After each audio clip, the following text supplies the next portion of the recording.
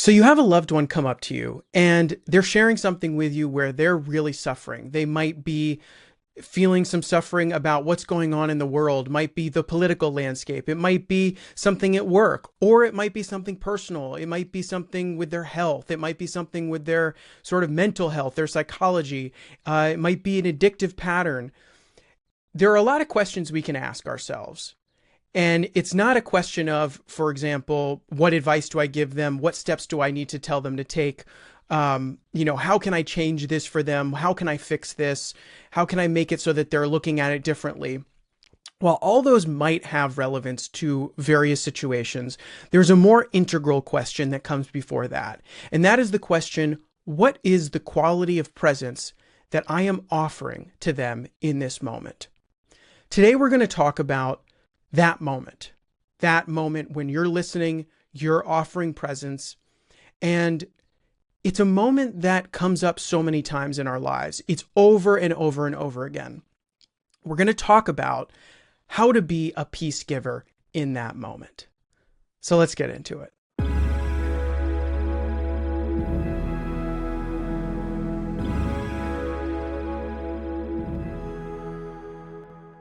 So today we're talking about how to be a peace giver.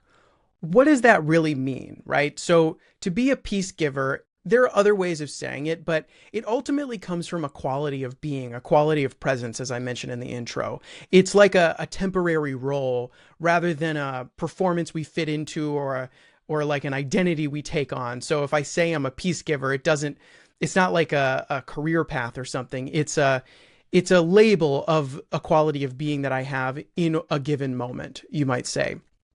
Another way you might think of this, especially in terms of A Course in Miracles, is being a miracle worker.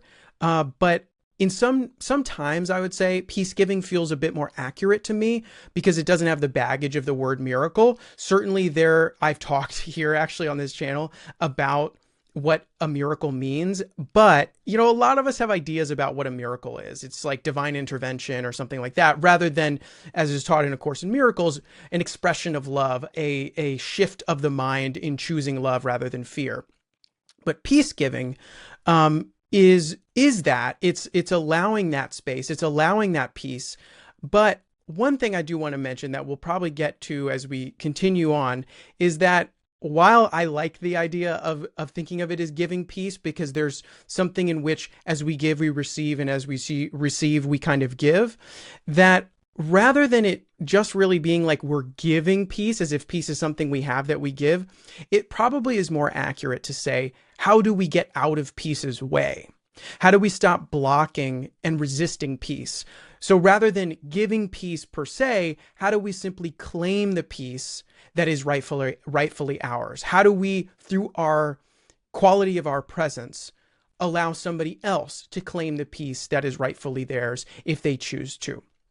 So this kind of like how to be a peace giver, how to be a peace claimer, maybe, I'm going to present it in 5 parts today. So these are not necessarily linear, although there's some linearity to them, certainly.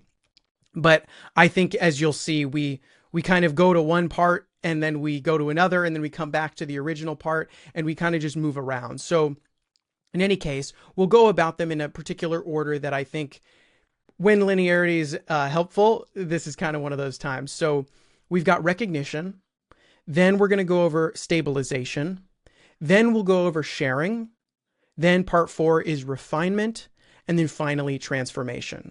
So that's recognition, stabilization, sharing, refinement, and transformation. So let's start where it all starts, in this present moment, with recognition. So peace-giving doesn't start with like forceful effort. It could not do that. Forceful effort is the ego's game, and peace is in some ways what the ego doesn't want us to experience, because peace allows separation to dissolve. And I don't mean in some kind of apocalyptic way or something like that. I just mean like melting into our true identity. You know what I mean? Like the peace you experience when you get a bite of your meal and you forget about all the hunger pangs that you were resisting, because all of a sudden they dissolve and you're fully in that moment. You're listening to music, you're making music, and you're just fully in that moment. And so peace giving, like I said, it doesn't really start with any kind of forceful effort. Instead, it starts with grace.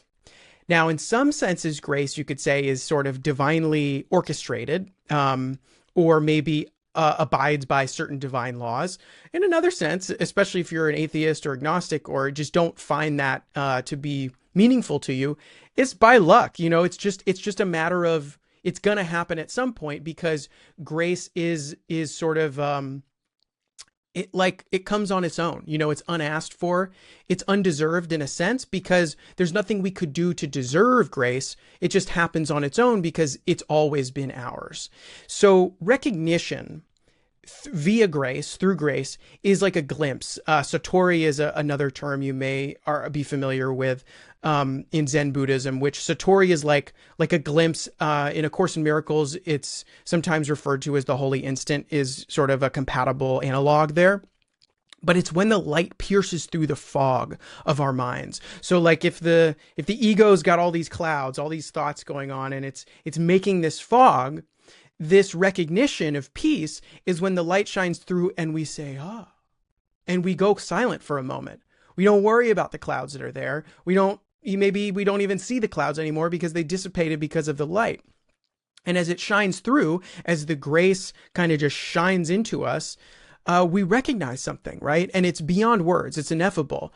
And I would say that, if you're here in this moment, which of course you're here in this moment, then the recognition is also here. And it's just a matter of allowing yourself to see what you may have thought you were missing, right? You're not really missing anything, but you might just be distracted by the clouds. But hence, if the grace shines through, then we recognize it. We recognize the peace that is there, that it's always there. It's quiet, it's silent, it's calm, it's patient, it's compassionate, it's love itself, right? So this really is about a recognition of peace as your true nature, that is always the case. And all that can ever happen, in quotes, is that we are distracted from that peace. But it's always ours. It's always there, always ours, always in a sense what we truly are, already whole at all times. So I would say that peace, especially to the person that is maybe not expecting it, which how can we expect something that we have been distracting ourselves from? It is often sort of not asked for per se. We don't really pray to receive peace in the fullest sense. Like certainly we can pray for peace, especially if we've experienced it, but oftentimes it comes all of a sudden. It's like all of a sudden. This is a phrase that I've come to and has come back to me many times, which is like, all of a sudden I'm here again. Like I recognize that I'm here again, and it's all of a sudden. And it happens through surrender, certainly, but that surrender might be unconscious, right? It doesn't have to be fully conscious. At a certain point, as we'll get to in other parts of this kind of 5-part process, you might say, it can be conscious, but it's through grace. It's through this like sacred interruption of the ego's like little games that's got going on. And it's definitely happened to me where I can't even quite put words to it. I remember trying to tell my therapist about it in therapy some years ago when I had one of these moments of recognition, a moment of Satori. And it was like, I launched right into just bawling my eyes out, crying and having no idea why. It was just like a dam broke, and all of a sudden all this love and light was just shining through. And it's not something I said, okay, time for peace. It wasn't like that, because the ego can't make those kinds of declarations for itself. The declaration is silent. The declaration is something that is spoken silently by our true selves. And the ego can say whatever it wants about it, and maybe I'm saying whatever I want about it right now, but ultimately the peace will come to you when you're ready to let go of the distraction, even if it's just for a moment, right? Or maybe it's forever, or maybe it's kind of both at the same time in a sense. So that's recognition. It just kind of happens. And a lot of the time, especially at the beginning, or maybe the first time you experience it, or maybe it's been a long time since you've experienced a moment of recognition, and it's unasked for, and it's just there, and then it's gone. Perhaps maybe it's long lasting, but in my experience, it's gone pretty quickly after that. It doesn't necessarily sustain itself for a super long period of time. However, we've once again had the experience. And we've had the experience from the sense of having felt like, oh, peace wasn't mine, and now I got to experience it. How could that be, And so we haven't fully become conscious to the fact that peace is us and is ours, because we are coming at it from the seeker standpoint, which is fine. That's a part of the journey, right? That's a part of the journey we're all on, one way or another. So part 2 is sort of the next step of this, right? We've had the recognition, maybe it's happened multiple times, that grace has just kind of like, like overflowed onto us. We experience that recognition. I'm bawling my eyes out. I can't believe how blissful just experiencing reality in a pure awareness can possibly be, or as pure as I could get to in that moment and surrender to. And next comes stabilization, right? Some people describe it as like the classic Alan Watts quote of like, once you receive the message from as you take a psychedelic, hang up the phone. And it's not because then you're not going to attempt or open yourself to experience what you got to experience, the answers you got to experience through psychedelics. It's just that you realize, I got the message. Now it's time to integrate. And stabilization is basically that integration. It doesn't have to come through psychedelics, of course. For some people it does. For me, at times it has, but it's not always. Like that time I described where all of a sudden I was bawling my eyes out. I wasn't tripping. I was sitting on my back porch, and it just, certain things just kind of align themselves in just the right way. Like the puzzle pieces just came together in just the right way that the clear picture was seen, and not seen by my eyes, of course, but seen by something deeper. So stabilization is integrating that. It's making that more of a consistent experience, a quality of experience of life. So in a sense, actually, I would say once recognized, peace then becomes a practice of remembering that peace. Of course, later on, maybe it's remembering what was already there before the recognition even, happened in time. But it is a practice of remembering that experience of recognition, that experience of peace. And so you kind of melt into this I am presence. And at times you might be, have a string of thoughts with egos, or maybe the different parts of your ego all coming together. Your internal family system is all having a big, argument or debate about something going on. And you have this almost like muscle memory, like remembrance that that's not you. And you let it keep happening. It's not like you swat it away. I mean, in a sense, as you swat it away, it gets stuck to your hand, right? Instead, you just kind of sit back and you melt in to that I am presence. You let the false self kind of dissolve sort of at the presence of your silence there.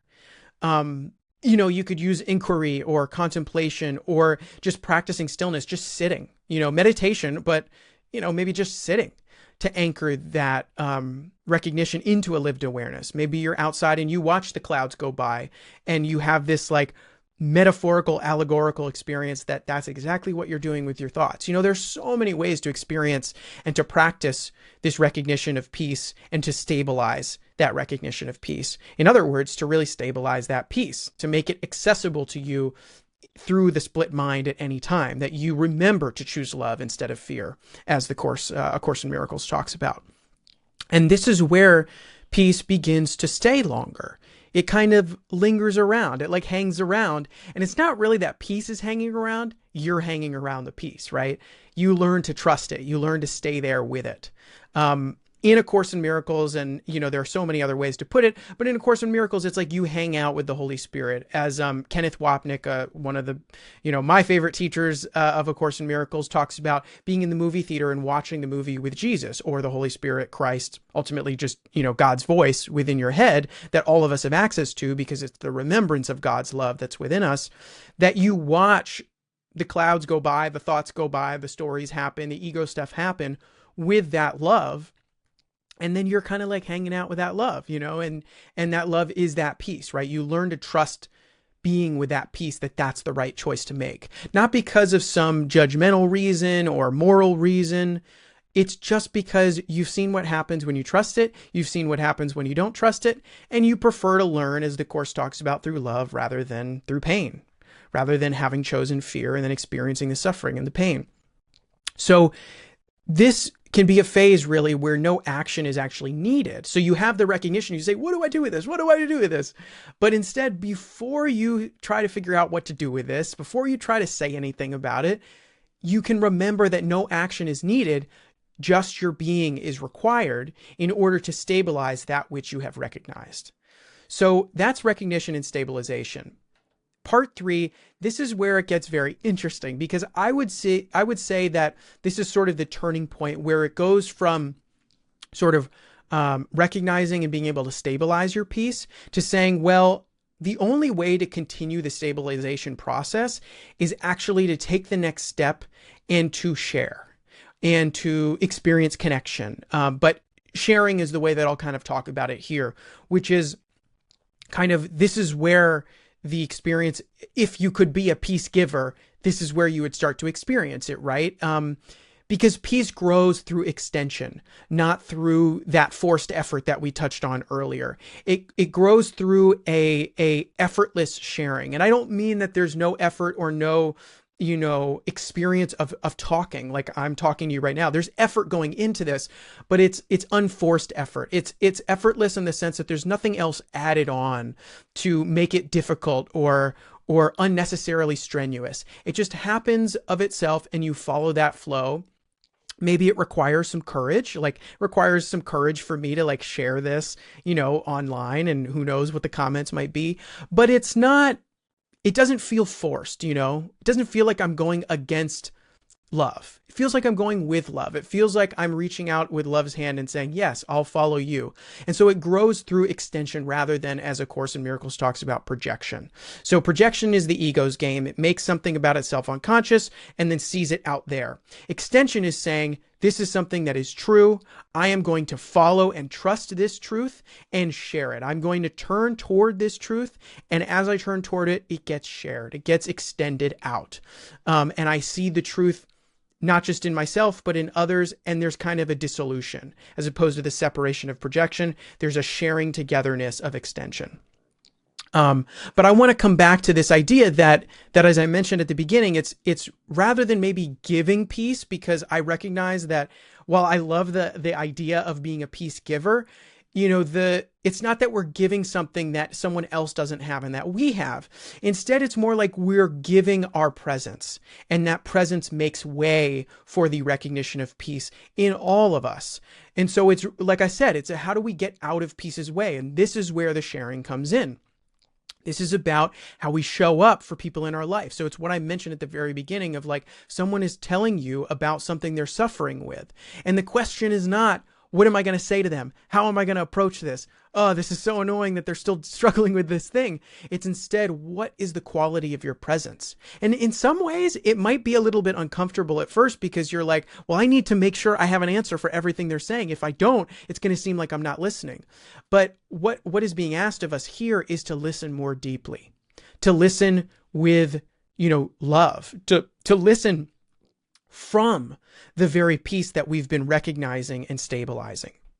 It's only once you can recognize and stabilize the peace within yourself that you can truly offer that peace or give that peace, make way for peace with another human being, in the case of our stories of human beings. So certainly it's not about telling people how to find peace. It's about being the permission slip for peace yourself, being that permission slip that says, yes, you can have peace too. Not by me saying to you, yes, you can have peace too. Oh, I know that you're suffering, but you can have peace. Some students of the Universal Course may need that, but most of the time that's not actually going to be the most loving thing. Instead, it's with your being that you're the permission slip. I talked about in preaching the gospel and what it means to preach the gospel a few videos back. And ultimately what that really came to, it boiled down to not preaching the gospel with what you say, but preaching the gospel with your being. So it's really not preaching the gospel saying things, it's preaching the gospel like being the gospel. In this sense, you're being that peace, that stabilized peace that you've been practicing. Doesn't mean you have to be perfect. Of course not. It's just, this is the natural next step. Once you recognize, stabilize, then it's time to share, right? And this could happen in a day. I don't mean to say that it's like you need to follow this trajectory in some exact sense. It's just kind of happens. You know what I mean? So ultimately you can put this to the test, right? You'll feel when it's time. You'll take, love's hand, the Holy Spirit's hand, your intuition's hand, love, peace's hand, and see if it works just by offering your being to people in your life. That means not resisting anything they're saying, right? It means being truly present, letting everything just hang out there and be there with them through it. And it may feel a little bit awkward at first because it's a little bit like, so much of the time, especially people we're really close to, and this is why I said loved one, because this is where it really gets to the test, is they might be used to watching your mind try to think of things to say. And because you're stopped doing that, they're like, they're not sure exactly what to do with it, So it is a dance, and it is something that you want to kind of approach with care. But if you are living from that peace, of course you're going to approach it with care, right? We can trust that peace. I would say trust ourselves, but it's not trusting our ego selves, of course. It's trusting our true self that shows up there in that moment, because it's there in every moment, always, forever, eternally, right? So non-reaction is a characteristic of this. Presence, as I mentioned, and honest warmth, right? Just that listening can be the miracle that us miracle workers are doing. It can be the peace that we are giving, that we are making space for. So that's the sharing, and that's like the crux. I mean, I feel like for myself, at least, there's a resistance to take you from stabilization to sharing, but you realize that you cannot stabilize your peace. After a certain point, peace will no longer be able to be stabilized, and you'll be jeopardizing the very peace that you've been stabilizing if you resist sharing. And again, I don't mean sharing like what I'm doing right now, where I'm talking about all this stuff. I mean sharing like showing up for the people in your life, showing up in those interpersonal relationships with that peace as much as you're able, and not getting down on yourself if you get frustrated or upset. You just come back, right? Because we've been recognizing and stabilizing. We've been practicing that recognition of peace. And so then it's natural to share it. And if we resist that sharing, then that's when our stability of it starts to get a little bit like, oh no, what's going on? Because ultimately this is a fluid process. This is not something that's meant to be the same forever. The only thing that's the same forever is the very peace that we are making way for, not this process. So I really wanted to drill that down, because I feel like that's been a huge learning point for me, is moving from stabilization to sharing, recognizing that sharing is the evolution of stabilization, that peace is not complete unless shared. Love is not complete unless shared. If you think it's love and you're not sharing, it's not love. If you think it's peace and you're not sharing, it's not peace. It's an incomplete sort of fleeting experience of it, but it's through that sharing that we really integrate it within our being. And we really see what peace is actually capable of, right? What miracles are actually capable of, what those expressions of love, those shifts of mind, shifts in perception are really capable of when we let love guide us. So then it gets more interesting, right? Because at that point now you have gone through the recognition through grace, but then you've practiced it and you've stabilized, which, is just letting it continue to come in. And then you've started to share, but you've probably learned a lot now that you've been sharing. I've certainly learned a ton about how to share and what it looks like, and how many more thoughts and like ideas about who I am and stories and things come into play when I start to enter into that space of relationship. But that's what it's all about, right? I mean, that's why we do this. And so from there, you get those learnings and you can take those back to your drawing board, right? We're never starting from scratch. All the learnings we've learned will serve us. At times it may feel like we make mistakes again or whatever, but ultimately it's what we're entering into is part 4 of this process, which I call and think of as refinement. So as you live this stabilized peace around others, you learn how to articulate it with your being, right? That's what I was saying. You show up with your being. It's not in your words, although words may happen. Probably will if it's a conversation, but you articulate it with your being. The presence is there. And this is a subtle mastery, right? This is not something that can be, it's not about how many hours you put in, although at times maybe putting in hours could be helpful, but it's less about that. It's more about the capacity of your surrender, the quality of your willingness. And so this subtle mastery is refining the ways you stay rooted in this peace, even when you're sharing, even when someone is sharing all this stuff with you about their lives and their stories and their ego stuff and the games and the ideas and the terrible stuff and all of that. Can you stay rooted in peace? Can you stay rooted in the Tao? And so it's through all of that that you get refined as peace. The peace gets the sort of your holiness, like literally as being a whole for peace or love or the Holy Spirit, is refined. And it's made, whether you want to think of it as bigger, less like sharp things poking out of the hole so that it can flow through more easily, less blocks. It gets refined. And this isn't about like faking peace, right? Because faking peace is another form of resistance, because it's important we be honest about where we sort of wobble in our holiness. That is us. It's where we get distracted, where we forget, where we make a mistake, where we trip, and where we slip on a banana peel, as I've done many, many times. And that's okay. That's part of the peace too, right? Because that it's being able to be present with ourselves through that is another aspect of that sharing. It's another aspect of being able to stabilize when we start to wobble. Like it's only through restabilizing through the wobbling process that we actually get to practice that stabilization. So the idea is we can teach by what we are. We can ask the Holy Spirit, we can ask God, we can ask love, we can just ask with no one, nothingness, emptiness.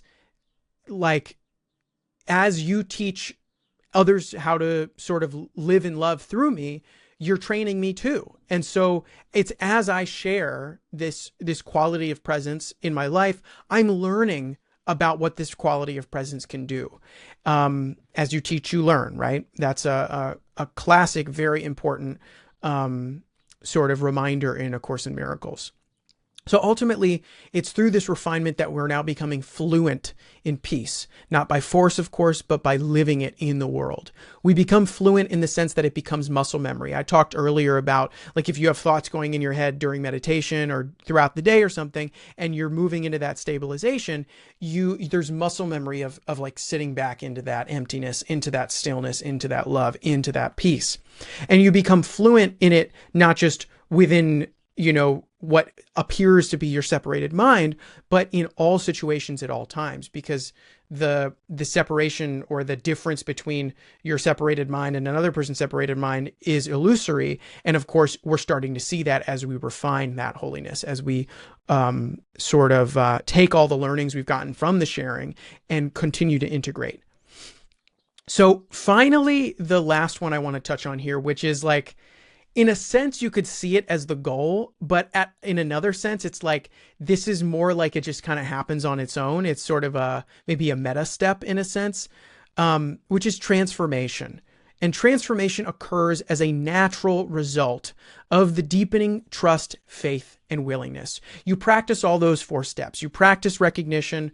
In other words, it's stabilization, because like I said, we don't really choose when that recognition happens, but we choose to align ourselves with a willingness to experience the recognition again to the point where it never leaves us. So you practice that recognition, you practice the stabilization, you share, you refine, and transformation is what's happening throughout all of that. Transformation is happening now. It's happening later. It happened before, because of course this is non-linear, as we like to remind ourselves. So yeah, it's the result of that deepening trust, faith, and willingness, but it's an ever-present resultingness, I guess you might say. So, the forms may or may not change, but the mind does change. The outer form of your life, it may shift or may not. But that's not the point, right? The point is that your mind is training. The point is that your mind opens itself to peace. The point is that in the split mind of fear or love, not only have you chosen love, not only have you learned how to choose love, not only are you getting better at choosing love, but you are starting to do it without having to think about it, without having to remind yourself, without all my sticky notes around my room reminding me to choose love. I don't need to be around these sticky notes. It just happens on its own. It happens for itself. And that's how you know that the transformation has not only sort of been in process, but you are starting to experience the fruits of that firsthand. So yeah, what really is transforming is your perception. It's how you see, it's how you respond, it's really how you love, right? I mean, it's a different kind of love. In some sense, you could say this is where real love starts to show itself. Um, and this is like a sacred turning, when peace is no longer something that you visit, where, like I mentioned earlier on, it's like, um, you hang out with peace. Instead, it's something you carry with you. It's something that's always with you, because that's the truth of it. Of course, that's it in truth, and we only ever get distracted from it. But it's no longer, it's certainly not a visitor to us, but we're also not a visitor to it. Instead, we experience it throughout our lives as an integral part of us, as our experience, and we identify with it more and more and more. I mean, Jesus Christ, our wonderful teacher example of getting to the point of identifying as the Holy Spirit itself, as just complete holiness, right? Like big hole, no resistance, Holy Spirit, all times. That is, the end goal of carrying the peace with us wherever we go. So those are the 5 steps, right? Like I said, it's not a ladder you climb up and then you never go back down to another spot. I've gone all about this, but there is a sense of trajectory where you recognize, you stabilize, you share, you refine, and then you witness the transformation of it all. So another way of thinking about it is that peacegiving, or making way for peace, as I said, or being a peace giver, it's like this quiet revolution of your heart of hearts, of your capital H heart, right? And I say quiet revolution because when you listen to love and when you practice love in the true sense, right? In the sense where you experience peace, not attachment, but the relinquishment of attachment, and nevertheless are with everything and everyone and fully connected. There's a revolution that happens where you shift from fear to love, but it's quiet because, as the Course says, forgiveness sits still and quietly does nothing. It just sits and waits. And that is the practice of peace in our lives. So I invite you, next time that a loved one comes to you or a friend comes to you, see if you can sit with that first question. What is the quality of presence that I can offer here? How can I allow the peace to be here? It doesn't mean that they're going to be any different, the person you're listening to, but it does mean your mind is going to be different. It does mean that you will be putting in motion that quiet revolution of the heart. You don't have to wait for recognition to practice that, right? Even though sharing was step 3, the recognition and the stabilization and sharing can happen immediately, all in one moment. If you are just ask yourself that question, in some ways practice a little bit of inquiry, but in the sense of not who am I, but what is, sort of how can I make way for presence here? And so, it could even be actually like an even briefer, smaller practice before you even experience any of that, because most likely you're not in the middle of a conversation with someone as you're listening to this or watching this, but saying, where can I let peace lead today? Where in my day, might be right now, might be later, that's fine. Ultimately, it's all one moment, but where can I let peace lead? Where can I just be with what is fully, completely, 100%?